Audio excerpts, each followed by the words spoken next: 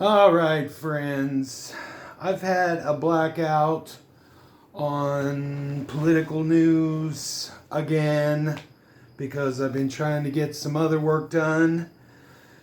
But this last couple of weeks have been crazy, and I have a friend on the right. He's right leaning that just thinks that LA was in flames and it's all gonna burn down. So I had to open Pandora's box and take a little peek at what was going on. So it's kind of my rundown of what's been going on the last couple of weeks.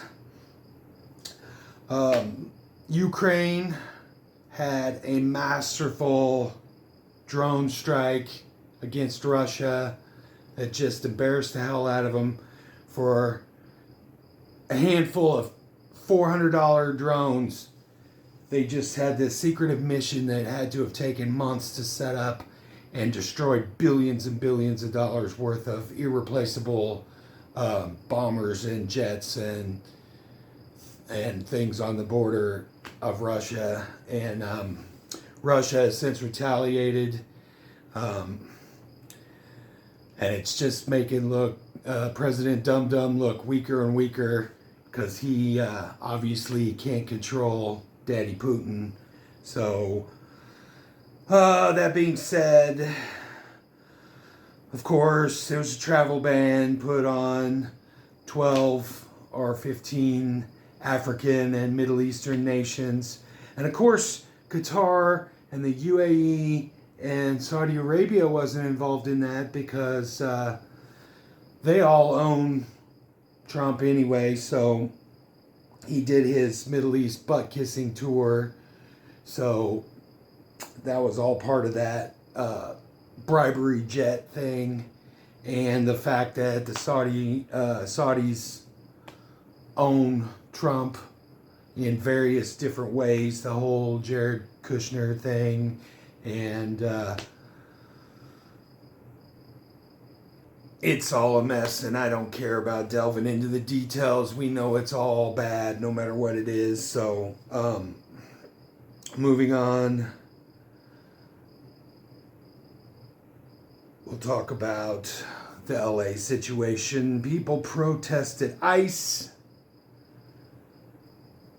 and except for a few isolated incidents, it was mostly peaceful. Of course, there were a few bad actors that were burning cars, and of course, that's how it gets amplified because those are sensational pictures of the guy waving the Mexican flag on top of the burning Waymo. And it all started when they started to raid Home Depot. They're not raiding, they're not getting criminals, they're getting people that are trying to work. And Stephen Miller obviously has come out. It's come out that he said, why are you not at Home Depot? Why are you not at restaurants and schools and churches? And they're even trying to go into places where immigration offices, where people are trying to do it the right way, and they're dragging people out of immigration offices just to get their quota. They said they want 3,000 people a month, and they're not getting anywhere near that. They have not even gotten near close to the amount of deportations that Obama did, or that Biden did, or that he did in his first term. But anyway, a few bad actors burning cars. Started at Home Depot, like I said,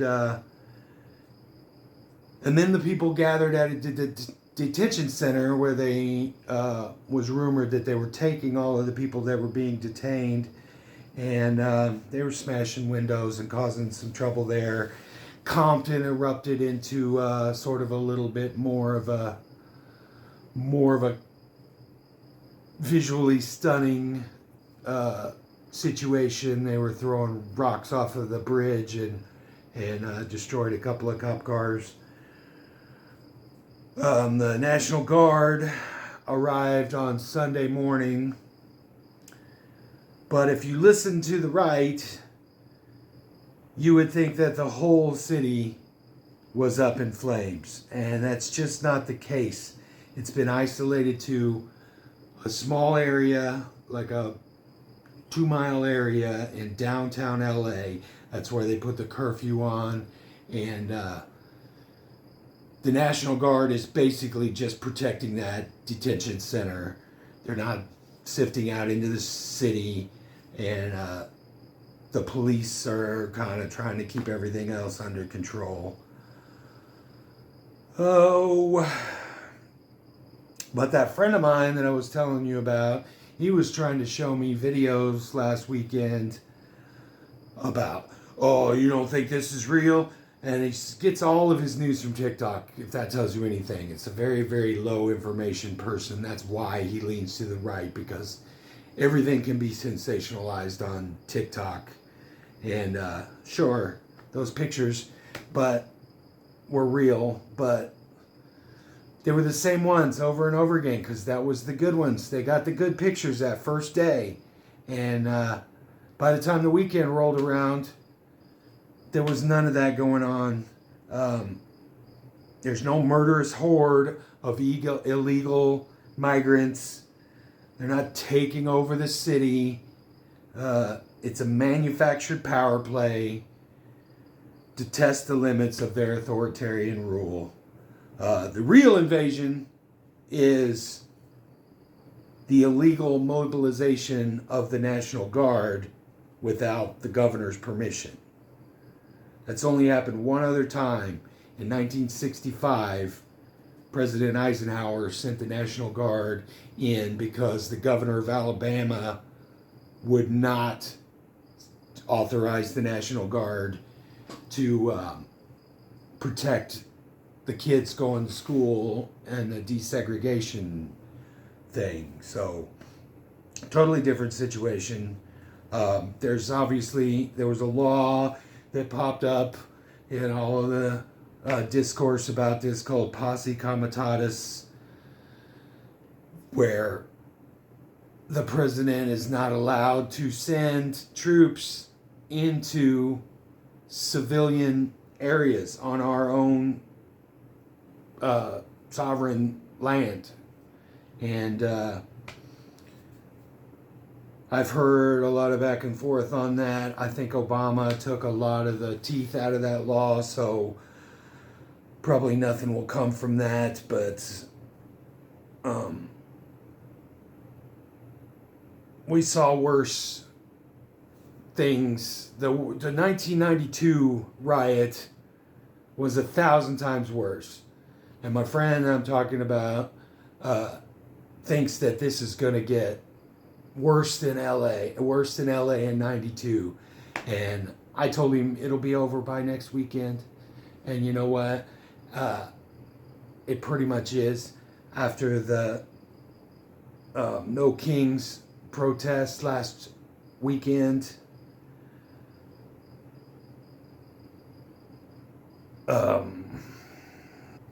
sorry, I lost my train of thought because I got a little ahead of myself. I didn't want to talk about the no ice thing yet.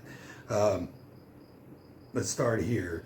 The real invasion is the illegal mobilization of the National Guard, which is a serious breach of sovereignty and a violation of the state's rights.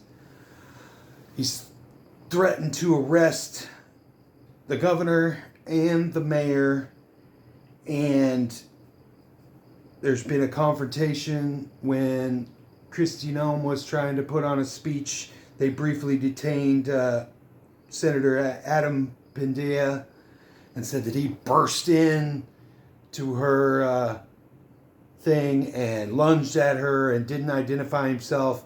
And the video of the situation proved all of those things wrong. It's wrong on every level. They keep wanting to call it an insurrection, but refuse to acknowledge the hypocrisy of that being an insurrection and January 6th not being one.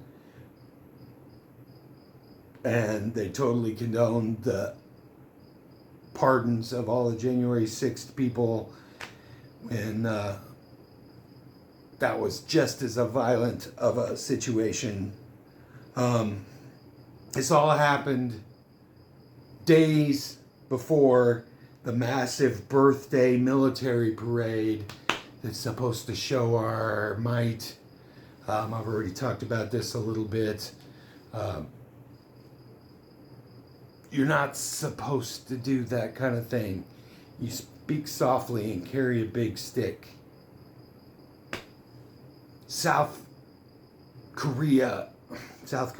North Korea does that sort of thing. Fascist regimes do that sort of thing. But to the delight of millions and millions of people in this country and around the world, it was a predictably huge flop. I won't get into all of the details. You can check out other stuff talking about the squeaky tank wheels and the small crowd size, and President Dum Dum himself falling asleep, and little Marco yawning, and it just was just funny and embarrassing for him in all aspects.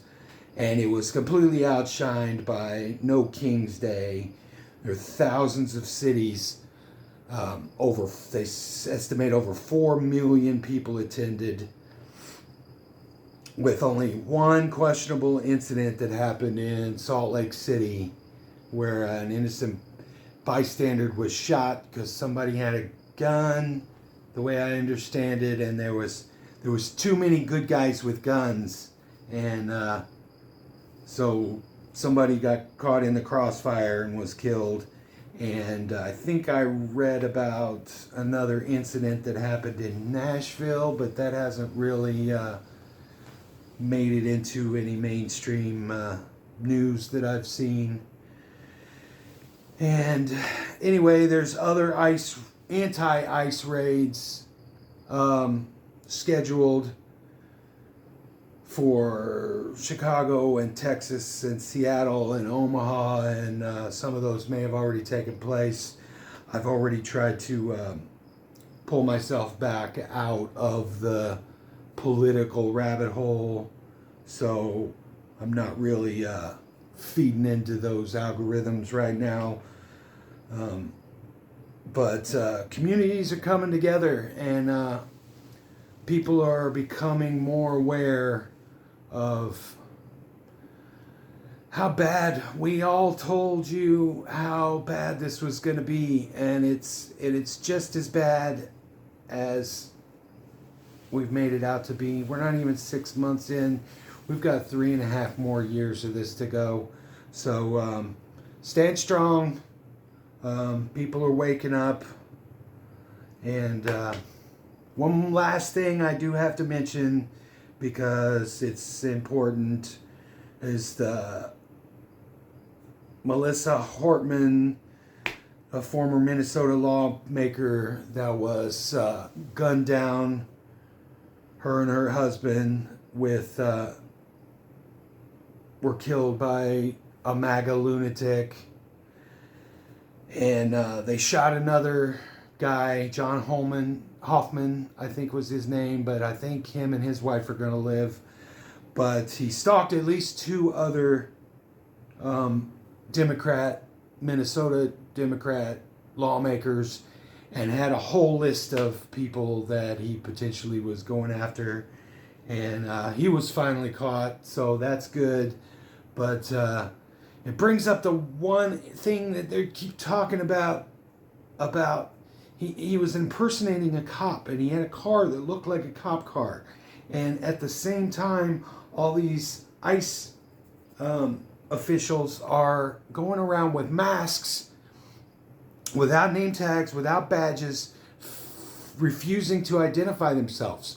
So it's just causing a lot of mass hysteria, and there's already been some incidences of people impersonating ICE agents in order to attack women and children, and it's just no good. There's a law that they're trying to pass, at least in California, I think, where law officers can't wear face masks, and I think that's good. We'll see where that goes, but I think I'm just going to leave it right there for that one. Hopefully the next couple of weeks just stay a little quieter. I've got a lot of other stuff I'm ready to do videos about, so I'm going to try to stay out of the politics for a while, but you never know. Shit could hit the fan any second. So, I love y'all. See you later.